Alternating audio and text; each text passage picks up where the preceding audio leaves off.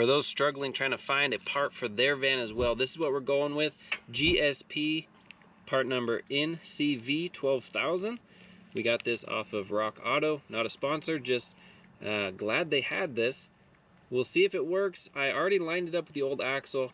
It looks like it's going to, but we'll see once we actually get it in.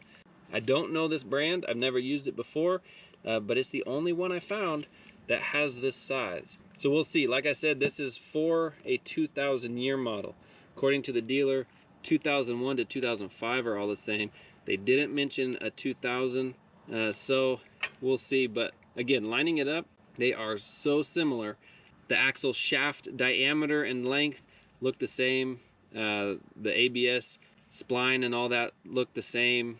So let's get this thing slapped in. The sun is just perfectly blaring right in the spot, so if I create shadows and all that and it doesn't quite show up on the video, I apologize in advance. So this is also getting a wheel hub. I'll show you. This thing kind of blew apart as well. So if you're replacing your wheel hub, wheel bearing assembly, this also will be a good video for you. To get the caliper off, that's what we want to do first. It's a 7mm Allen.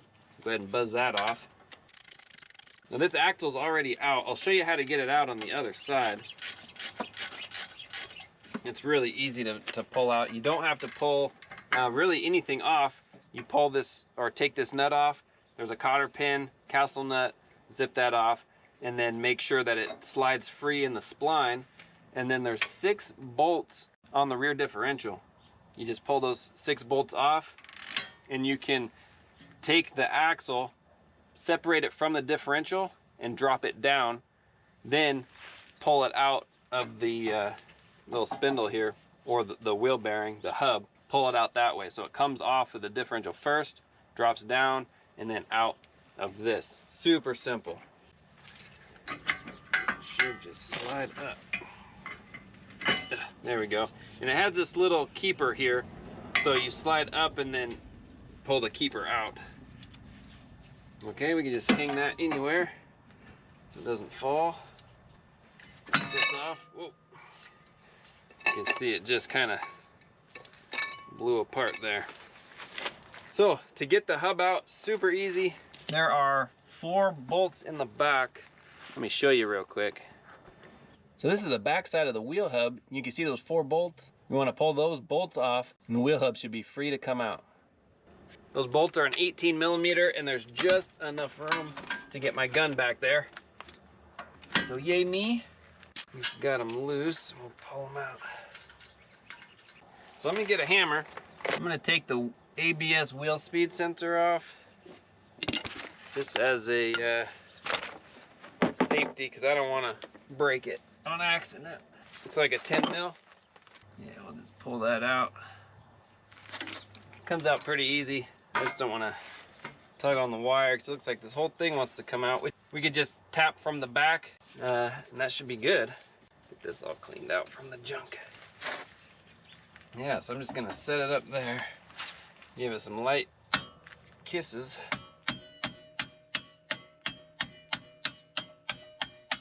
There we go.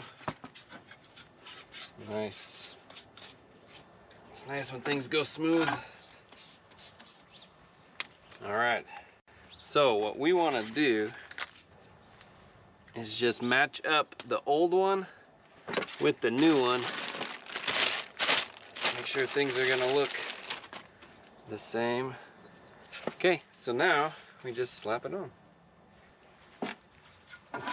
This in its place. And we'll put this in its place. And what I'm gonna do, before putting this in, I'm gonna put a little bit of anti-seize just on this back here, so that when it slips in, it's just easier to come out in the future if it ever needs to. Hopefully this thing never has to come back out, but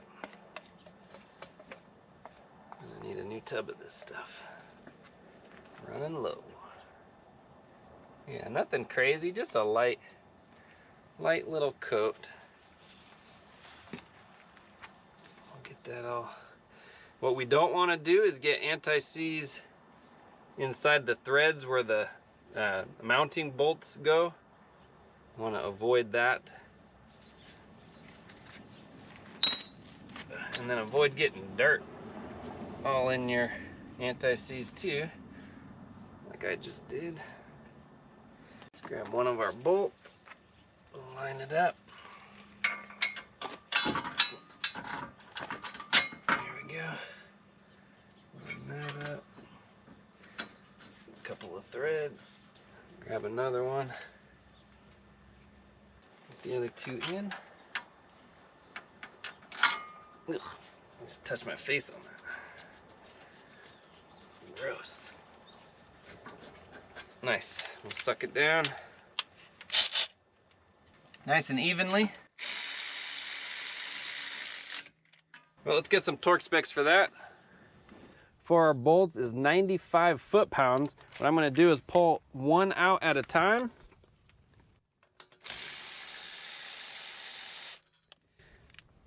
Dab just a little bit of blue Loctite and put it back in. I'm gonna do that to all four of them. That's just me, helps me sleep at night. All right, 95 foot-pounds. Again, for my peace of mind, I will mark all the bolts I torqued. So then at the end, I can just do a quick visual inspection just to recheck that I got everything. And then knowing that mark is on there, makes it really quick and easy, so I don't forget to torque something.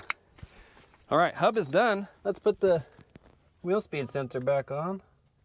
You know, we can wait for the axle to be put on.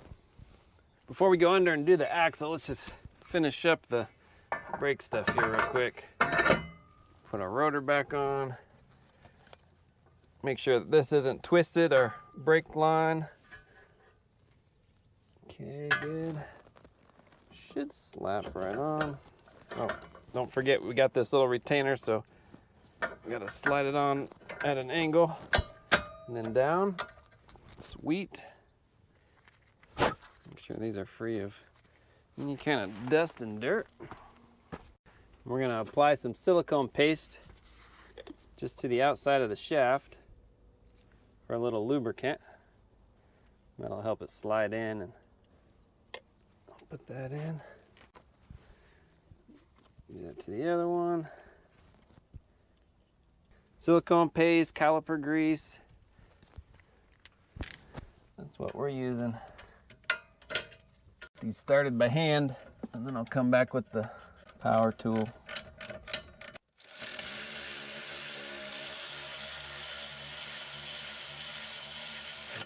And these are 26 foot-pounds.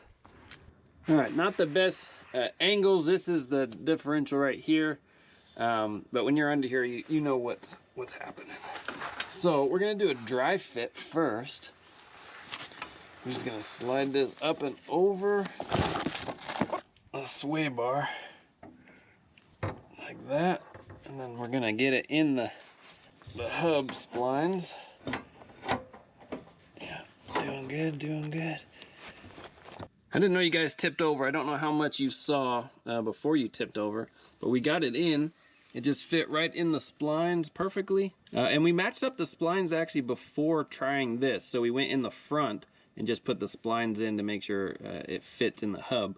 So I think we're good. What we want to check is just make sure that the axle here, it can move. It has some freedom left and right so that it's not completely compressed. And then we also want to make sure that there is a little compression. And you can feel it when you go to put it in, that there is, so it's compressed a little, but it's not overly compressed and it's not overly just hanging loose. So that's perfect. Before doing this too, we checked our bolt pattern, so we're good on our bolt pattern here. And then double check your ABS tone ring. The lighting isn't the best right here, but just check that tone ring. Make sure that your ABS sensor is going to be able to read that tone ring. It's not too close, not too far away, and it's actually going to read it, so your ABS system can keep working. That is it, guys. That is it, my friends. So on each of these, I'm going to go ahead and just throw a little bit of Loctite on them and torque them down. I'll get a torque spec if I can find one. If not, then I won't have one. But a little bit of Loctite, and then we'll bolt these in. So I did not have torque specs for those inner bolts mounting the flange onto the differential. So use your judgment. Maybe before you take it off, kind of feel how tight they are, put them back that same tightness. Having Loctite on them is a good thing. Keeps them just a little extra secure. This 180 foot-pounds. Then we have the cap and a new cotter pin will go on as well. Slap the tire on, take it for a good spin. We're just looking for any vibrations, any noises that weren't there before. If everything turns out good, we're golden. All right, taking on the test drive. I'm up to about 55, got up to 60, 65. No vibrations, no crazy noises, and no ABS light on. So this repair looks successful. So what I recommend, if you have an axle issue that needs to be replaced in the rear, take it out, measure it, and just go with that measurement. If it's, oh, the gas light chimed. And also the sizes are different from left to right. This was the right, or the passenger rear is smaller than the left, or the driver rear. The driver rear may be that 30-inch that we first ordered for the passenger, but didn't work. Most of them on Rock Auto are gonna be 30-inch, 29 something, close to 30. That was the majority. This was the only one that was 26. So score there, glad it worked. If you are struggling finding an axle for your vehicle, maybe look up a 2000 model year. But with that said, disclaimer, they don't say it's for a 2001 to 2005. In fact, if you type in 2001 to 2005, it'll say this does not fit your model. Just something to keep in mind. But it does fit. So anyway, if there are any issues, I'll make an update to this video. I don't foresee any issues happening. We'll give this customer a really good warranty so that if there are issues, it's, you know, he's perfectly covered, peace of mind. Great. Well, thanks for watching. Hopefully this was helpful for some of you out there. These are rare vehicles. This is a Chrysler Dodge Caravan. Grand Caravan will be very similar, if not exactly the same. I think they are exactly the same. So hopefully this is helpful. Thanks for watching. Like, subscribe. See you on the next one.